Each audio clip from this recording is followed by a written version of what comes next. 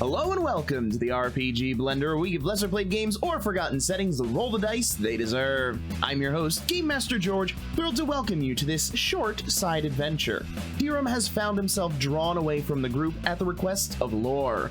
What may she have in mind for this private enterprise? Find out as we explore a new land of power and ancient secrets in Exalted, Desert Lore.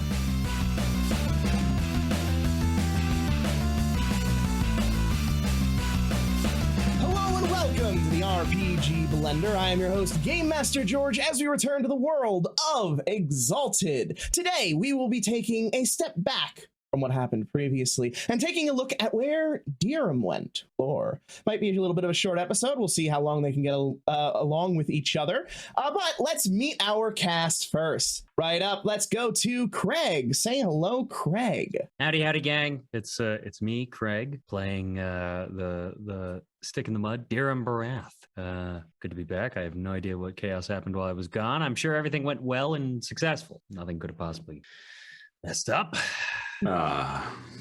You'll see. Okay.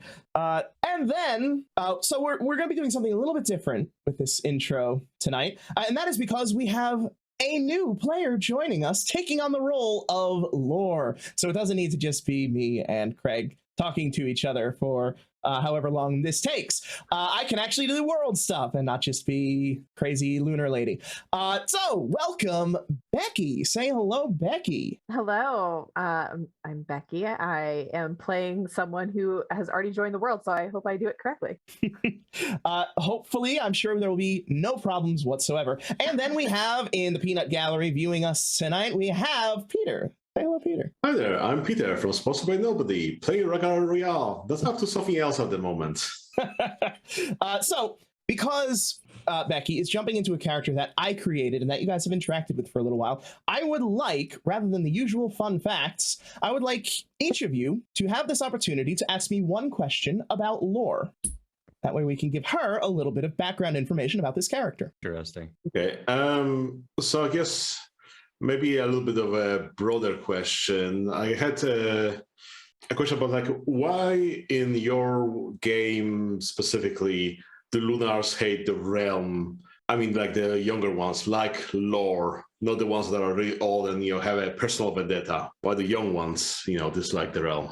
For the most part, the young ones don't have a predilection toward hating the realm unless they have been either actively persecuted by the realm, so they've been interacting with the realm and seen that the realm wants to hunt and kill them, or they've been working with someone like Raxi, a teacher who is instilling their virtues of hatred of the realm.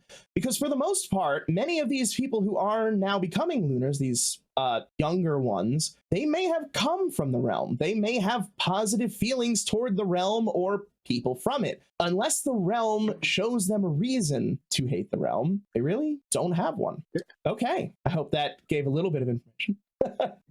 So, Craig, Becky, who's got a question for me? I mean, I asked you a bunch of questions before we started this, so... Well, this is a chance. Is there anything that you're curious about with this character? Any piece of the backstory that you'd like a little bit more information of? Because obviously, once you take the reins, if you decide something about the character's backstory, it's canon. All right, let me look at the backstory again. Well, I had some question for Dirum about where does he think their relationship with Lore is heading to, and maybe you can also ask you, George, where do you think Lore's relationship with Dirum is going from her perspective? Okay. So, whoever would like to answer that first? Sure, I'll answer. I think for Dirum, there's definitely like just uncertainty in general about the relationship, but just because there is that pre-existing connection that transcends beyond just them as entities, but following their reincarnations as well. I think at this point, Dirum is probably pursuing any sort of amicable relationship as a means of just following something that seems familiar, especially in this world that has been particularly unfriendly and unkind to him from his personal life into his exalting and so on. For something that was discovered, or someone who was discovered who just had a connection in some way beyond his friends, obviously, that seems like something that's worth trying to nurture and develop. Okay, Yeah. interesting answer. All right. So for Lore had started out as a hopeful idealist and then studied under Roxy, who is very much not that sort of person, very much pragmatist and rule through fear type of person. And that hardness started getting instilled into Lore. She started losing some of that compassion. And that all culminates with when this character, who was up until recently a fairly caring individual, was ready to lead a horde of barbarians into an innocent city on the orders of Roxy. Upon meeting Dirum, this little link to the past, someone that she feels somewhat of an instinctual bond with, who is willing to step up and protect these random nobodies who are seemingly worthless and really part of a nation that would love to murder him, it starts to crack some of that rockiness that Roxy has been instilling into her. So it serves as that reminder, a little bit of a softening, a little bit of a, this isn't just a kill or be killed world. There can still be good people out there. And then she finds out that that this party, with Dirum included, have agreed to subjugate part of the Two Rivers in alliance with Roxy, and to cut out the hearts of dragon blooded to send back to Roxy in order to get her service. So that starts to waver things a little bit. So at this point, it's very much an exploration of, are you this person that I thought you were? Or is it really as Roxy has been telling me for the past years? Delicious subtle. It's complicated. Yeah. All right. Any other questions before we jump into this? I got a question. All right. I would love to know about the Silver Pact. The Silver Pact. Okay. The Silver Pact is an alliance, well, a loose alliance of the Lunars within creation, predominantly led by the significantly older ones that survived from a long time ago, as they weren't quite as successfully hunted down as the Solars were. They are a movement which started out to protect and guide the younger Lunars as they exalt, to make sure that they are protected and not just immediately devastated by the wild hunts. Now, with the weakening of the realm, it is turning into something of a war front, a march toward conquering the realm, taking over and forming their own Silver Empire. Oh, good. You feel confident there? Never, Craig? George, never. Craig, do you have any questions before we get started? All my questions get too particular and whatnot. Let's see. A lore-related question. And the other thing is, too, asking lore-related questions feels taboo, because obviously that's like an object of interest for me as a player and a character to actually find out naturally and organically. So for me to be like, who's under the mask, seems sort of contrary to the mystery. But okay. Here's a question. I don't even know if you can answer this, but how long did it take before Lore, I guess, ascended into her lunar form, into her lunar status? Exalted. Yeah. How long before she exalted? Sure. She was in her early 20s when it happened. Follow-up question. How old is she now?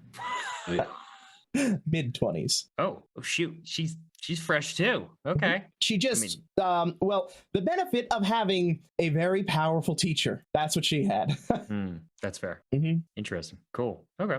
Cool. Oh, wait, I have one more question. All right. What do I look like? You are a younger looking woman with darker skin, like a heavily tanned skin from time spent constantly outside. Longer. Oh my gosh, I need to remember back to the description. Longer, darker hair, lighter clothing. You're free to describe it as you like, because they've obviously changed apparel a lot since I initially described, and we're now in the very deep south. But yes, youngish features, fairly slim, but there's the sinewy muscle underneath. Cool. Okay. And with that, let's get started. Previously on Exalted, our heroes were getting ready to to wait until a dinner party was going to occur. However, en route to that, Lore intercepted the party and, with a tap on Dirum's shoulder, requested him to join her on a hunt. And that is where we will leave off, as Dirum has accepted this invitation and is now going off to hunt. What are you going to hunt? Let's go ahead and just dive right in. Well, I want to hunt the sand swimmers. Is what I want to do. I think it would be very, very beneficial. I'm sorry, the what? The sand swimmers? Have you not seen them yet?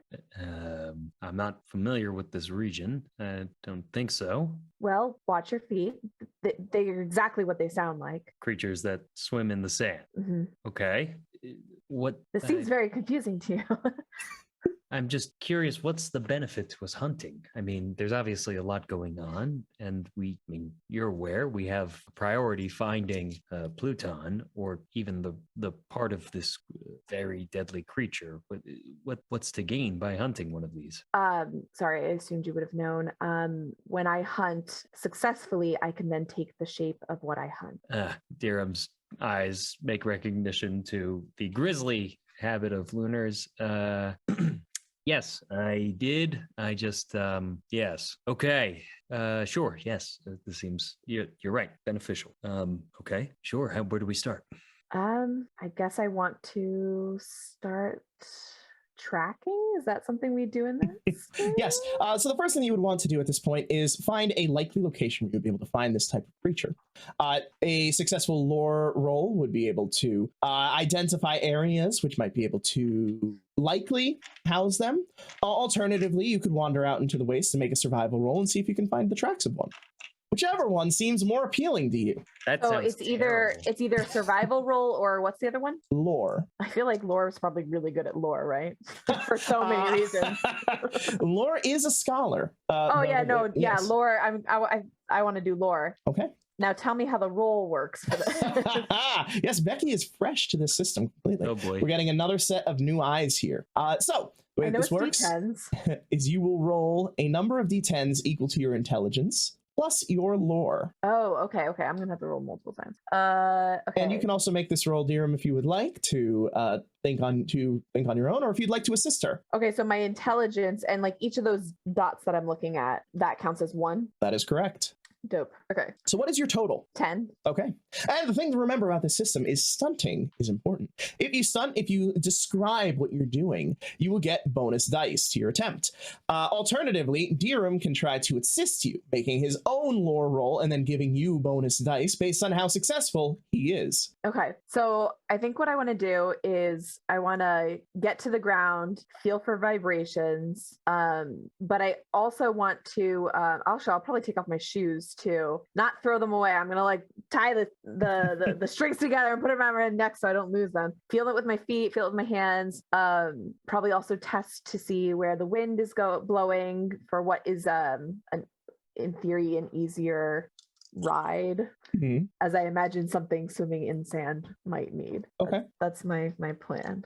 Okay, Dirum, are you assisting, or are you going to let her go on her own? Dirum will assist. I think with the knowledge and explanation that Laura has given, he will reflect on that in any readings that he's had, and while doing so, scan the horizon for any notable like higher sand dunes, things alike, maybe locations that these types of creatures might use as like a close to surface sort of like home, as if like the protrusions in the desert landscape might be a location that would be a perfect place for them to hide near, so should anything awaken them, kind of thing.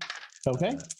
Go ahead and give me your lore roll, and then we'll see how many bonus dice you give her. I give her 3. Okay. Bonus dice. Yep. And what you're looking for, sorry, this is not a totaling system. You want to count the number that land on 7 or higher. Okay, I'm going to have to do this over again.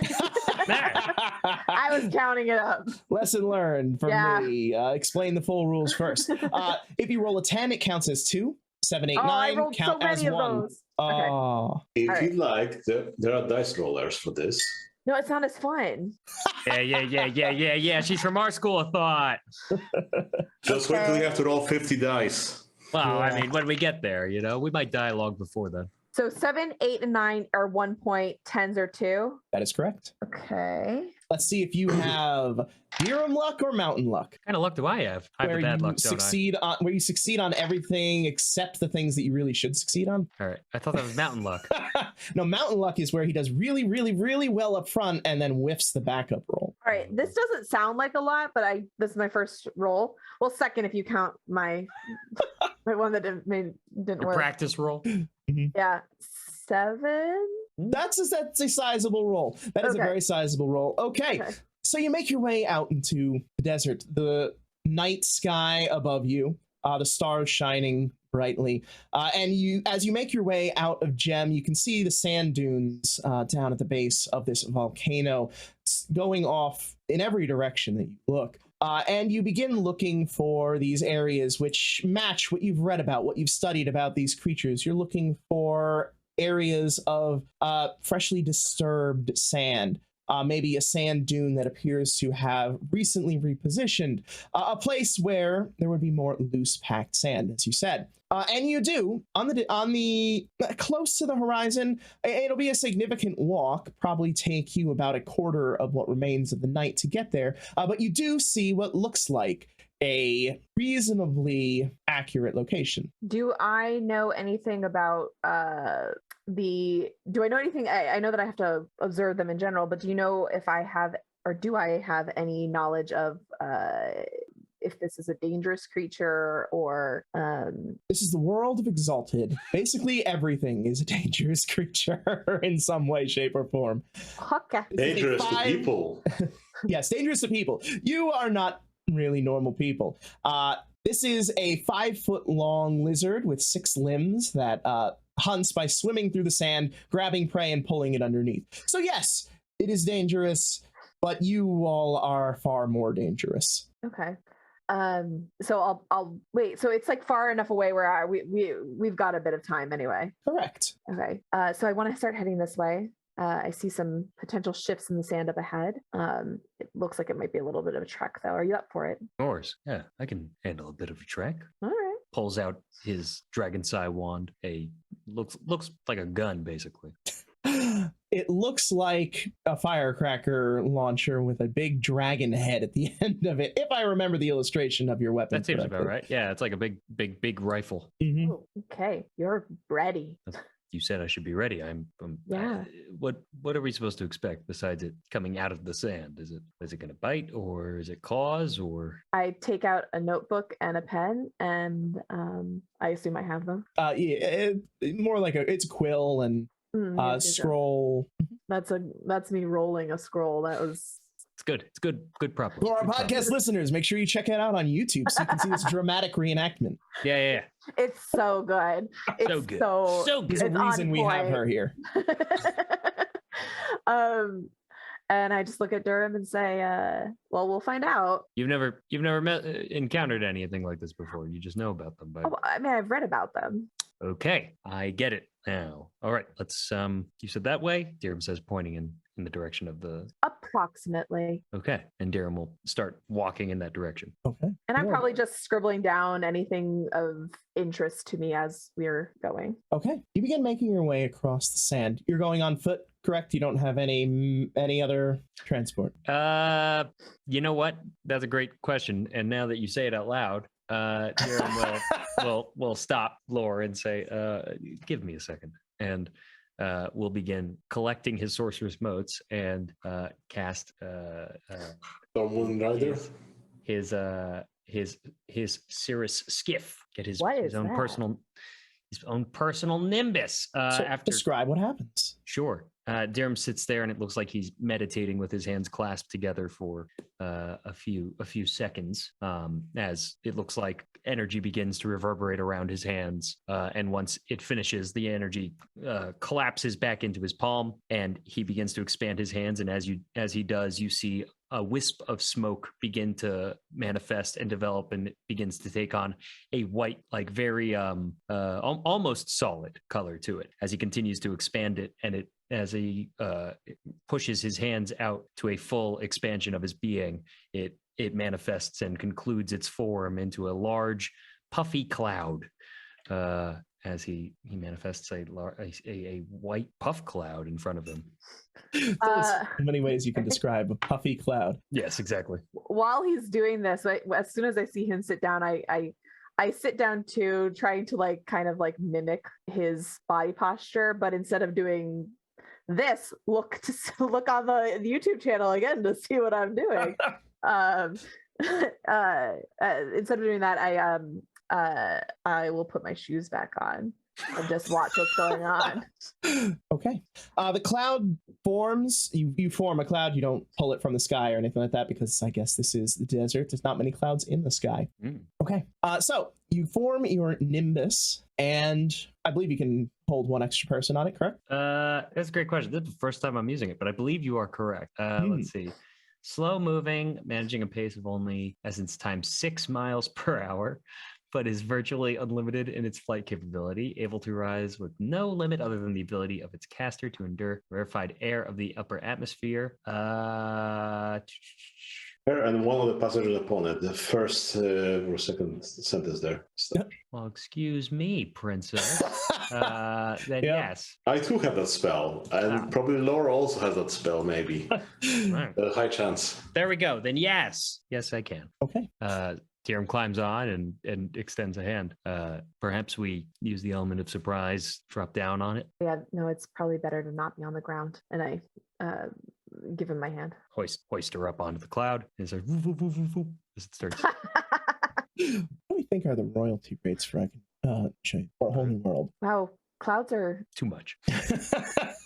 Disney. Clouds are louder than I imagined them to be. Yeah, it makes that cartoony as it goes through the air, bringing you through at a essence times 6, so that's 18 miles per hour, which is a significantly faster pace than you would have been able to make walking across the desert. So what should have taken a third of the night takes a tenth of that time. So before long, you do find yourself hovering over that area. I will take perception awareness rolls from. Feels like an ambush. Okay. If you're on the ground, it probably would be. That's fair. That's fair. So perception and what? Awareness.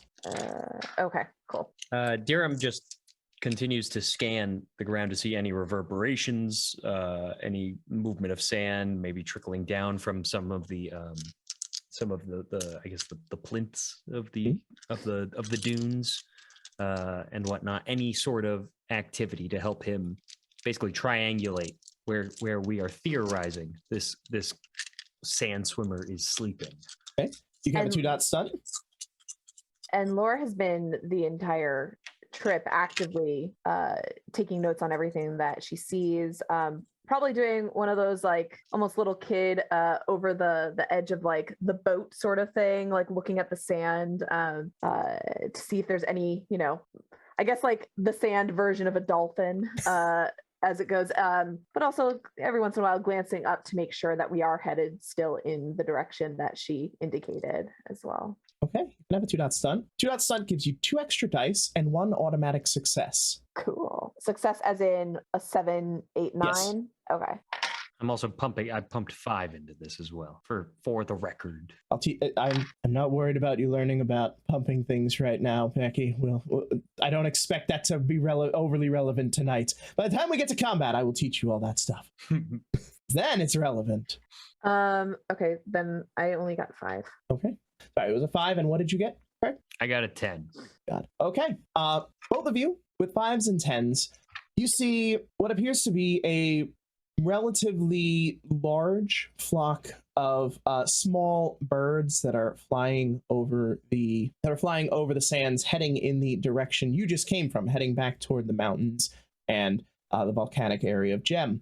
One of the birds swoops down to pick an insect off of the ground, and as it does, you see the sand begin to shift and rumble underneath it. And leaping, much like a dolphin, comes a large 6-legged lizard creature, leaps a little bit into the air, snatches the bird in its jaws, and pulls it down to the ground. Stop this thing. Okay, I'd stop it. Did you see that? Of course. How could I not? Can we follow that? Sure. Sure. I assume we see the movement now in the sand, right? Yeah, you see the sand shifting, and every now and then it pops up a little bit to take a breath or to grab another snack. It occasionally just stops in its movement to enjoy what it's captured and killed, and enjoying the quiet night air before it then descends once more under the ground. And it's going the way that we just came from. No, it is running in a roughly. It is running toward the north, roughly parallel with the mountain range that runs alongside. So it's heading north. You just headed east to get here, so now you're going north. Okay. So I'm writing down as much information as I can about the attack that I saw onto the bird, and how he or she, how the creature grabbed the bird and trying to gauge like the speed and any sort of like finesse that I guess like I'm really trying to like look at like the muscular features of the sand swimmer. Okay.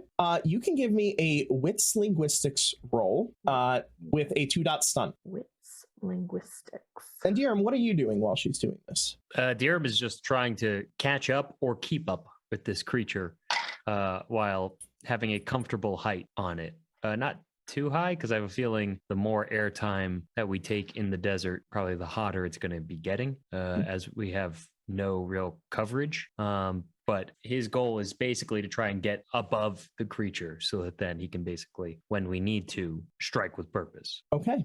And the stunt thing always gives me a success as well? Yep. 2-dot stunt always gives you 2 dice and 1 success. Okay, so 7. 7, nice. So then as you're going, each time that it pops up, you're able to get a little more detail in your drawings of this creature, writing down its movements, the way that it swims through the sand, crafting a very well-written analytical study of this creature's behavior, its habitat. You would consider that you have well documented and studied this creature at this point. As in, I feel... You feel ready. I feel okay, cool. At this point, Dirum, as you have been steering this cloud, and with your 10 that you got earlier, you see on the horizon what appear to be humanoid figures riding some kind of animal in your direction. You said humanoid animals? Humanoid figures riding some kind of animal. Oh. That makes it a little less horrifying. True, but still a threat. Clocking the activity on the sands itself, Dirum will tap Laura on the shoulder and point out in that direction. Say, we may need to delay your conclusion here. But wait, so do I see what he's pointing After out? he points it out, yes, you are able to see the people in distance making their way toward you. Does it look like we're going to lose the prey if we try to engage these people? If you were to try to engage these people, you would have to pass the prey. So you are heading to the north. It is heading in that direction. And then these people are coming from the north west. They probably came from that main thoroughfare that leads from the lap down toward Gem. Why they left that road and came out into the desert is a questionable thing. But can we see numbers? How many people are in this group who are traveling out into this middle of nowhere? You can see that it's roughly a dozen people. So that's like a serious group. Dirum's going to blink his eyes and activate his keen sight technique to just sort of clock in the particular details of these individuals. Yes, with keen sight technique, you clock in the individual details. You see that these people, they are carrying predominantly bows. You see some rather large knives at their hips. And you can see on the backs of their animals what look like pelts of various kinds. Dirum's mouth tightens a bit, and he just simply says, "Hunters, probably competition, if I'm looking at this right." So we need to make it to the animal first. I think either we move quick or we have to deal with them as well. I'd rather not. So quick then. Agreed. As he sends the Nimbus in the direction of the sand swimmer. Please tell me that it's a little bit of a louder, faster sound this time. Like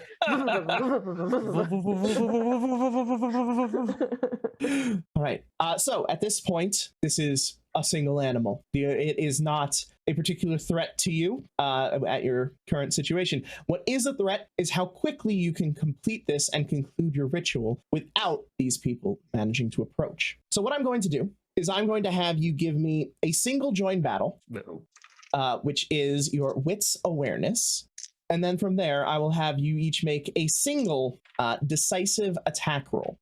And if from your decisive strike, you're able to down the creature, two of you together, then you will be able to kill it before the approaching horde arrives. If not, you'll have to deal with them. This is my cobbled together way of doing this rather than going into combat rounds for something that does not need it.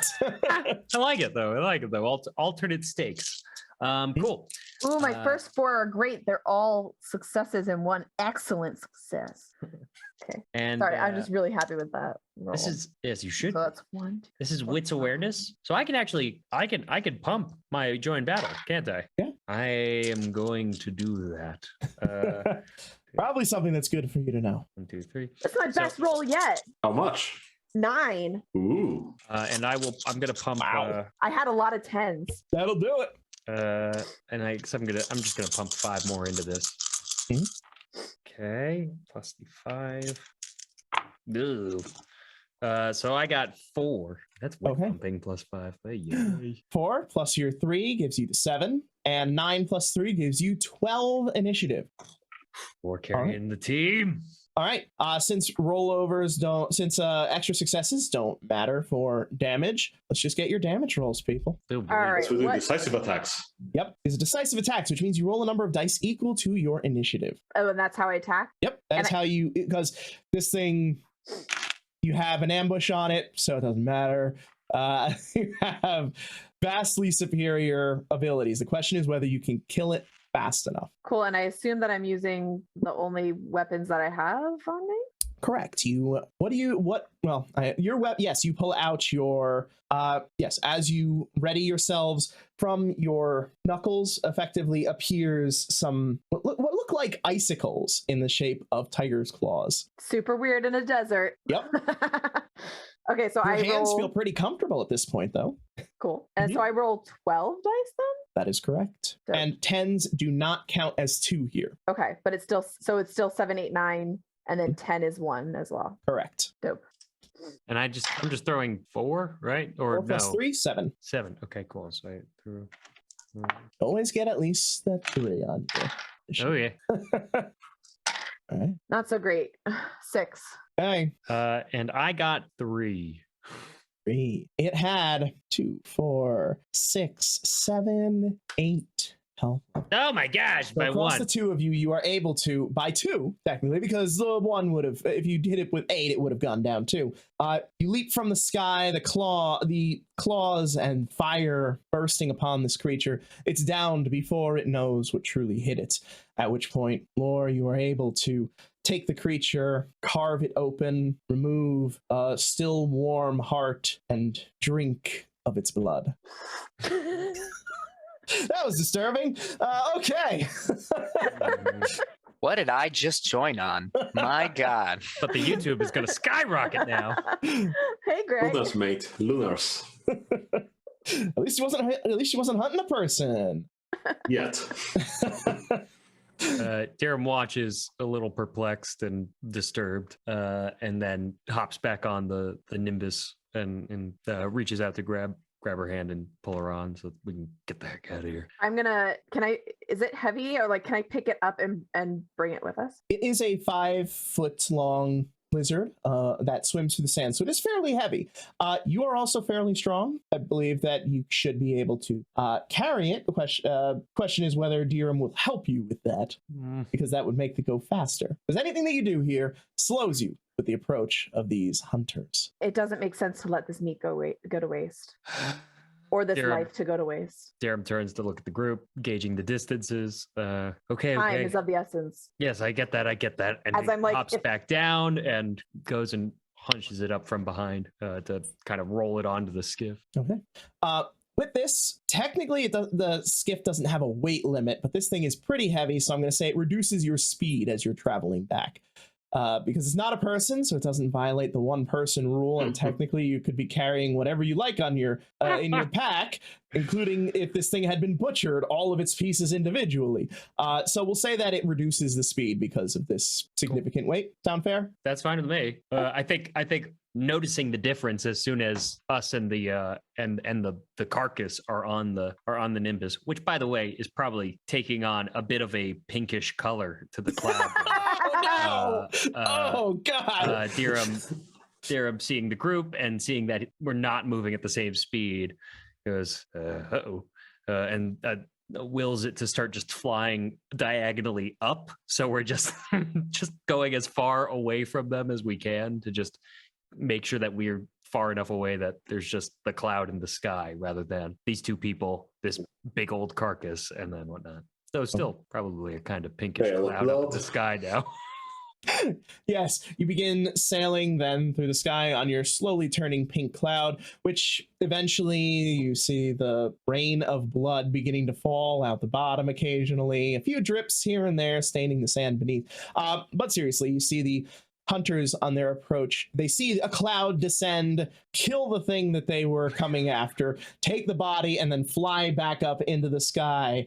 And you can see a bit of shock, reflection on their face before they shake their heads and begin turning around, making their way not immediately back in the direction. They seem to be somewhat shadowing your motions, but your movements, but your cloud is, even with this additional weight, significantly faster than them in traveling the sands.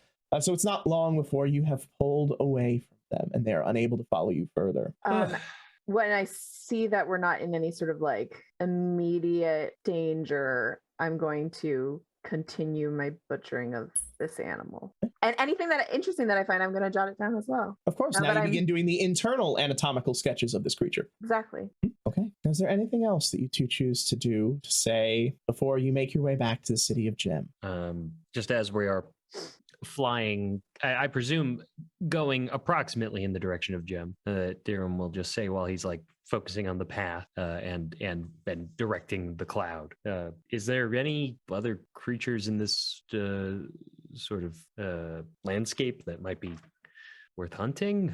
I'll look through my notes and see what I can remember that I jogged down. Okay, you can give me an intelligence score. Cool. Go straight for the kukla up there in the mountain range. It is the mountain range. Yeah, sure. 8. With an 8. This was the one that was the most practical for you to hunt in terms of useful abilities. The ability to travel very easily through the sand is exceedingly useful when you are in the middle of a desert. There are other creatures that are useful. If you were to be crazy enough to try to hunt some of the larger creatures, you certainly could. Let me just pull this up. All right. And following whatever he pulls up, Dirum says, and is it something worth us prioritizing looking into? I mean, I think we've been pretty clear about what our focus is here. A little bit of a end of existence sort of situation. Yes.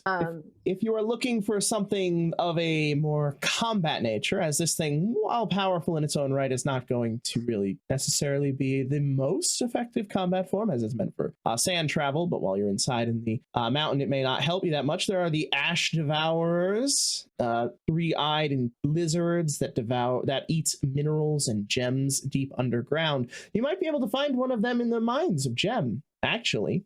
However, if you want something a little more exotic, you might choose to hunt one of the desert basilisk. Ooh. Creatures that have been touched by the wild, transformed into strange amalgamations of creatures that are part peacock of all things.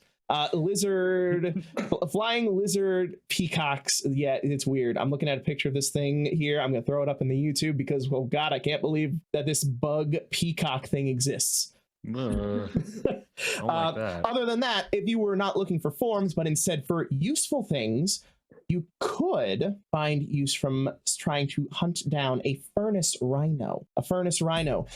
It also will devour rocks and metals when it finds them, but of note, it will then filter out impurities, and some of these impurities might house some of the precious metals like orichalcum or moon silver, which then concentrate in the horns. So if you were to find one of these, you could be lucky enough to stumble upon a nice little bit of resource by cutting off those horns. As far as I'm still like cutting and butchering the animal, and I mean, there's always more animals anywhere, and it is a goal of mine to eventually just have a collection of forms that I can. So honestly, if we stumble upon any of them, I would be more than excited to go on a hunt. But nothing that particularly strikes my fancy as of yet. Although, and then I stop for a second. Have you heard of the smoking rhino? The furnace rhino. The furnace rhino. I don't know. Throws a quick lore check. 4 successes. You've heard of them, but you've never. It's a very strange thing for a creature to do. You can't imagine that you get that much useful material out of the horn. Yes, the creature that eats metals and puts them into its horn as a defense mechanism for it against predators. Yes, I've heard of it. It's I think more extravagant for lords, ladies, and nobles rather than any actual functionality. I don't know if we're going to find any of those anytime soon, but Well, they are quite big, so we shouldn't miss them if we were to come across them. okay. If we come across one, Right. I mean, they sound really fun. fun. Okay, sure. If we find one, we will see about trying to get more of motions to the carcass that Laura's butchering. That for you. Sure. That's the least we can do for you helping us. Yeah, that he'll continue going in the direction back towards Jim. Continue. And you continue back toward Gem, your fairly grisly task completed. So looking to meet up with your friends once more. That's where we'll end it. Thank you so much for taking the time to enjoy our show, staying with us on this quick little excursion to just a small moment between these characters. And a big thank you to our generous patrons Bubble Dirt, Nova Phoenix, The Piahu, and Red Comet. Come back next week or join our Patreon where the next episode is live now. Meanwhile, don't forget to check out our tutorials and video plays on YouTube at The RPG Blender. We've been dropping more videos lately, so go check them out. If you want to stay up to date on our releases, you can join our Discord or find us on Facebook, Twitter, Instagram, or your podcast app of choice. Music is The Punk Rock Show by My Free Mickey, copyright 2012, licensed under Creative Commons Attribution License. Thank you again, and remember, there's gaming outside the Forgotten Realms.